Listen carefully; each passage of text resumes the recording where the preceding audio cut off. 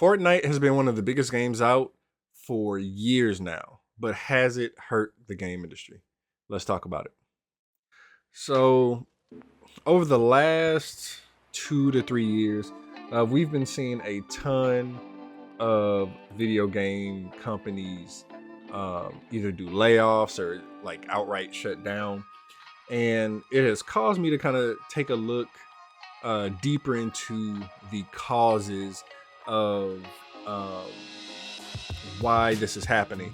Now, of course, we'll get in the beginning, right out in the beginning, and say um, a major reason was the pandemic, over hiring, um, corporate greed, and all of that.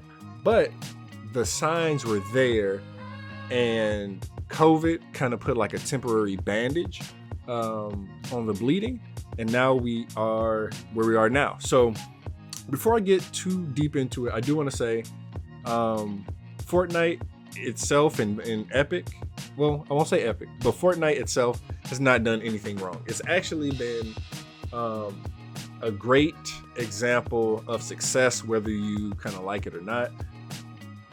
But its success has caused so many other companies to try to chase this style of game or this type of money. I really think it was almost lightning in a bottle. First, Epic already prints money because people use the Unreal Engine. So the company itself, there was no issues there. I kind of looked into some of the data surrounding Fortnite and different live service games. And when you compare like your average live service game that's not Apex Legends, Call of Duty, or Fortnite, the average amount of money that someone is spending on that a month is less than $1. But on Fortnite specifically, we're seeing numbers as high as $20, $30. So I mean, it's no question that other companies want to replicate the success, but how do you pull those people away from those established titles like Fortnite, Call of Duty, Apex? I mean, even some of the bigger ones, we're starting to see issues with retention, and it's a pretty interesting problem. And I think we're seeing a reset in the video game industry right now, where companies are finally starting to learn, hey, let's not dump hundreds of millions of dollars in this game to try to draw consumers away from something that they love, that they spend a lot of money on. Let's spend a little bit less money and create a different experience. I mean, we kind of saw that with Concord, and unfortunately that studio shut down.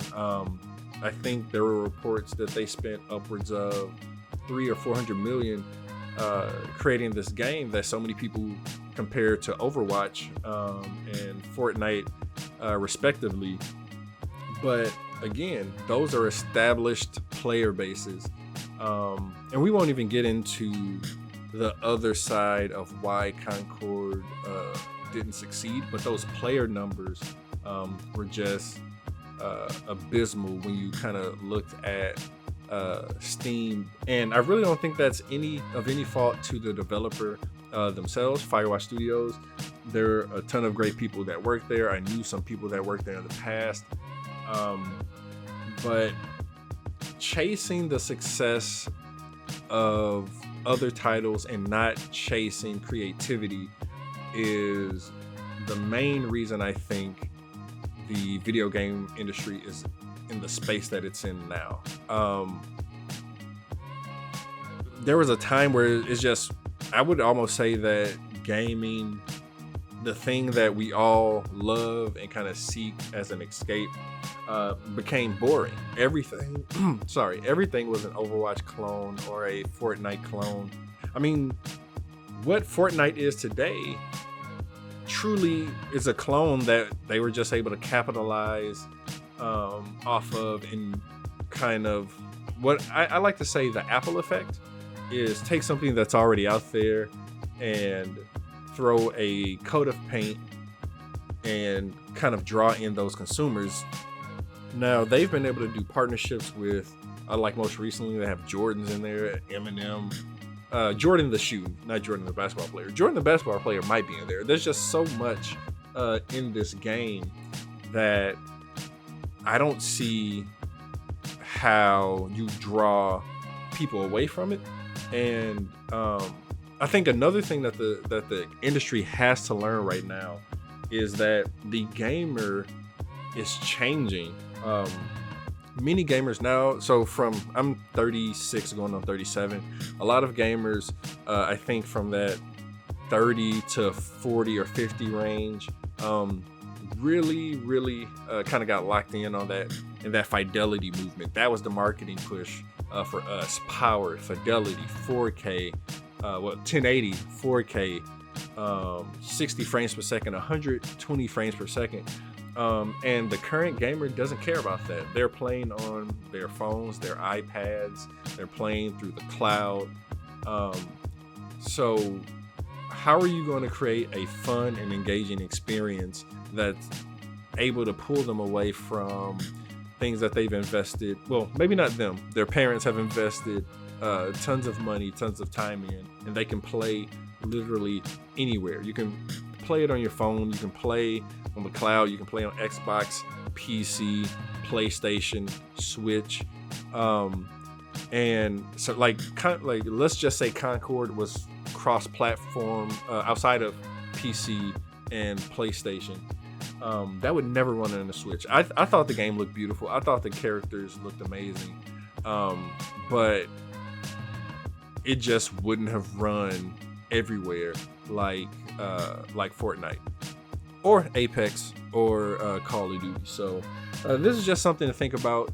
I know it may have seemed a little clickbaity, but I do think other companies chasing the success of Fortnite has really hurt the video game industry.